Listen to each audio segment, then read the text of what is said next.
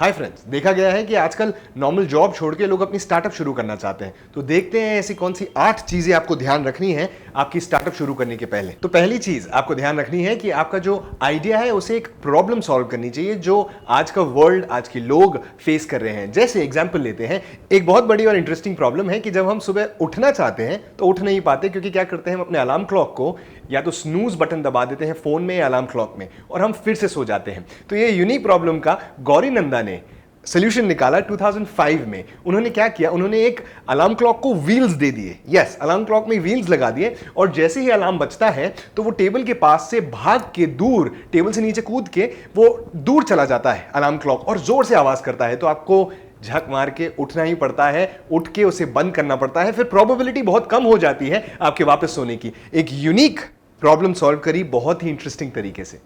But कई बार problem ये हो जाती है दोस्तों कि हम ऐसी प्रॉब्लम को पकड़ लेते हैं जो इतनी बड़ी प्रॉब्लम है ही नहीं, लोगों को वो प्रॉब्लम लग ही नहीं रही है, बट एज एन एंटरप्रेन्योर आपको बड़ी प्रॉब्लम लग रही है। जैसे फॉर एन एग्जांपल, जनरली एक मोजा जो होता है वो दो एक साथ आते हैं ना, एक पेयर में दो आते हैं। इस एंटरप्रेन्योर ने क्या किया, 3 मोजे देने लग गया, क्योंकि उसे लगा कि एक जो प्रॉब्लम है कि हमारा एक मोजा गुम जाता है और एक रह जाता है, तो उसने क्या किया, 3 दे दिया कि अगर आपका एक गुम जाए तो आप दूसरा यूज कर लीजिए। Now, this was not a big problem, but for this guy, it was a big problem. हमें समझना पड़ेगा कि ये प्रॉब्लम हमें बड़ी लग रही है, एक्चुअली सोसाइटी में बड़ी प्रॉब्लम है।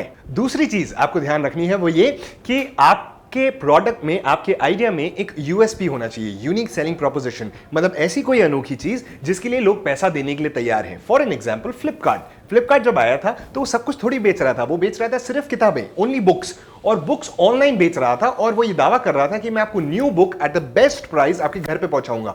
लोगों को इससे कोई प्रॉब्लम नहीं थी, क्योंकि बुक को खरीदने के पहले आपको उसे ट्राई नहीं करना पड़ता, उसे कोई महसूस नहीं करना पड़ता, बुक तो बुक है। तो लोगों ने उसे एक्सेप्ट किया और आज फ्लिपकार्ट सब कुछ बेच रहा है। दूसरा एग्जांपल लेते हैं, स्नैपडील जब शुरुआत हुई थी तो वो सब कुछ नहीं बेच रहा था। वो क्या बेच रहा था, सिर्फ डील्स बेच रहा था। डील्स जैसे कैफेज की, स्पास की, मार्केट प्लेसेस की, अलग अलग डील्स बेच रहा था। वो उसका यूएसपी था। पेटीएम क्या था, पेटीएम में तो यही था, रिचार्ज से स्टार्ट हुआ था पेटीएम, फिर बाद में बना वॉलेट और आज बन गया बैंक। आपके आइडिया का क्या यूएसपी है, क्यों लोग आपको सीरियसली लेंगे, व्हाई? तीसरी चीज है, are you good enough for your idea? Yes, आपका आइडिया हो सकता है कोई प्रॉब्लम सॉल्व कर रहा हो, रियल प्रॉब्लम हो सकता है, उसका यूएसपी भी हो, पर आप अपने आइडिया के लायक हैं कि नहीं?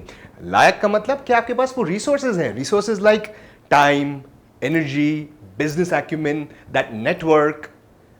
मैंने मनी वर्ड यूज नहीं किया क्योंकि most of the people money नहीं होती है, इसीलिए अपने आइडिया को फॉलो नहीं करते। Trust me friends, money lies outside. You have to make it so fundable, your idea so fundable that others can fund your idea.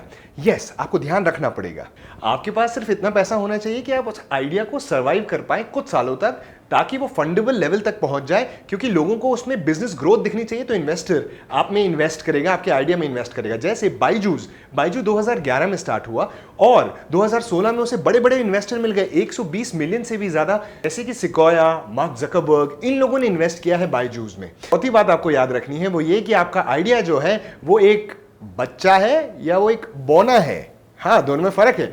बच्चे में बढ़ने का स्कोप होता है और बोने में कोई स्कोप नहीं होता बढ़ने का। कितनी भी मेहनत कर ले बोना, वो लंबा बड़ा नहीं हो सकता। एग्जैक्टली यहां पे मैं एग्जांपल देना चाहूंगा अपना खुद का। मैं मोटिवेशनल स्पीकिंग में हूं, ट्रेनिंग में हूं, मेरे क्लाइंट्स हैं, जैसे कई इंस्टीट्यूट्स हैं, कई कॉलेजेस हैं, कई कंपनीज हैं, ये लोग मेरे क्लाइंट्स हैं। पर मैंने देखा कि मुझे अपने बिजनेस को बड़ा करना है, तो मैं चला गया बड़े ओशन में। ओशन जैसे फेसबुक लाइव करने लग गया, जहां पे ज्यादा लोग मुझे मिलने गए, जैसे यूट्यूब पे आप मेरा वीडियो देख रहे हैं।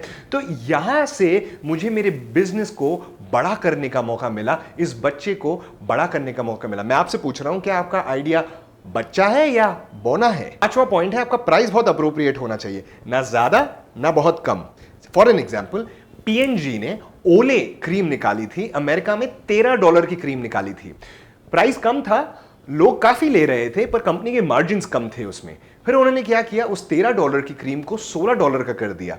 प्राइजेस बढ़ गए पर सेल्स बहुत ज्यादा गिर गई थी। वो इसलिए गिर गई थी क्योंकि मास मार्केट, एक आम जनता के लिए वो महंगी क्रीम हो गई थी, पर जो प्रीमियम कस्टमर था उसे ये नहीं लग रहा था कि एक प्रीमियम क्रीम है। पर जैसे ही उन्होंने $19 उसका प्राइस किया, प्राइजेस के साथ साथ सेल्स भी बढ़ गई। 2.4 बिलियन डॉलर्स की सेल्स हो गई ओले की सिर्फ राइट प्राइस करने से, क्योंकि तब लोगों को लग रहा था कि एक प्रीमियम प्रोडक्ट है और उस तरीके से वो लोग प्रीमियम लोग भी उसे खरीदने लग गए। छठी चीज आपको जो याद रखनी है वो ये कि आप अपने आइडिया को पायलट रन तो करिए, एक बार टेस्ट रन तो करिए। सपोज आप अपना एक बुटीक खोलना चाहती हैं, तो उससे पहले एक बार एक एग्जीबिशन में स्टॉल लेके ट्राई कर लीजिए, क्या आपका कलेक्शन लोगों को पसंद आ रहा है, क्या आपके प्राइसेस लोगों को पसंद आ रहे हैं, वैरायटी पसंद आ रही है।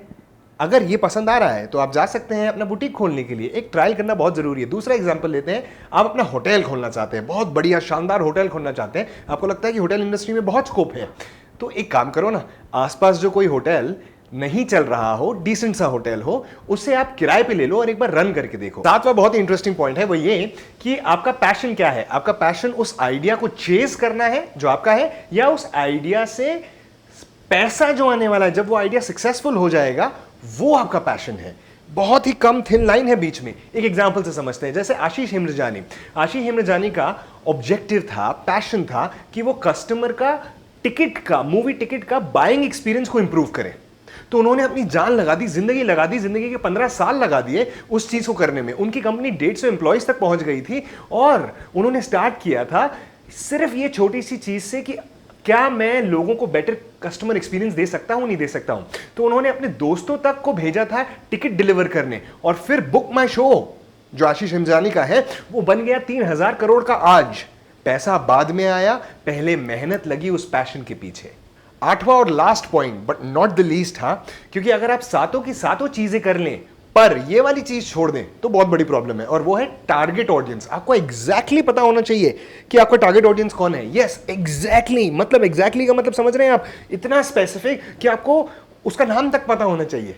On a lighter side actually आपको एग्जैक्टली पता होना चाहिए कि उसका माइंडसेट कैसा है, उसकी जेब में कितना पैसा है, वो किस टाइप के लोग होते हैं, उनकी डेमोग्राफीज क्या है, एग्जैक्टली पता होना चाहिए कि आपका टारगेट ऑडियंस क्या है। जैसे आचार्य बालकृष्णन, उन्हें पता था एग्जैक्टली पतंजलि कौन खरीदने वाला है, exactly he knew who will buy it. क्यों पता था? क्योंकि उन्होंने ट्रायल रन किया था, उन्हें अपने प्रोडक्ट्स बना लिए थे और एक छोटे मार्केट में टेस्ट कर लिया था। उसके बाद उन्हें फंडिंग मिली और 94% वो ओन करते हैं पतंजलि का, और उन्होंने चूज किया बाबा रामदेव को एज अ ब्रांड एम्बेसडर। हाँ, Baba Ramdev is not the owner of Patanjali, he is just a brand ambassador. उनका एग्जैक्टली 0% है पतंजलि में, 0%। 94% आचार्य बालकृष्णन का है, जो आप देखते हैं उनके पीछे फोटो होता है उनका। इन्हें पता था कि कौन प्रोडक्ट खरीदने वाला है। आप सोच के बताइए, पतंजलि के प्रोडक्ट्स शुरुआत में किसने खरीदने शुरू किए थे? किसने शुरू करे थे? घर के बड़ों ने, जिनका रुझान योगा और स्वदेशी प्रोडक्ट्स पे ज्यादा था और प्राइस भी कम था। तो क्या हुआ, उन्होंने चूज किया बाबा रामदेव को as a brand ambassador, and it worked and it clicked, just because उनको एग्जैक्टली पता था कि उनका प्रोडक्ट कौन खरीदने वाला है, उस हिसाब से ब्रांड एम्बेसडर चूज किया गया। तो अगर ये 8 पॉइंट पे आपका आइडिया खरा उतरता है तो आपको सक्सेसफुल होने से कोई नहीं रोक सकता। Just go for it, don't over analyse, don't over think, and don't forget to subscribe my channel and hit the bell button, वो आपको नोटिफिकेशन देगा मेरे लेटेस्ट वीडियोस का, और कमेंट जरूर करिएगा।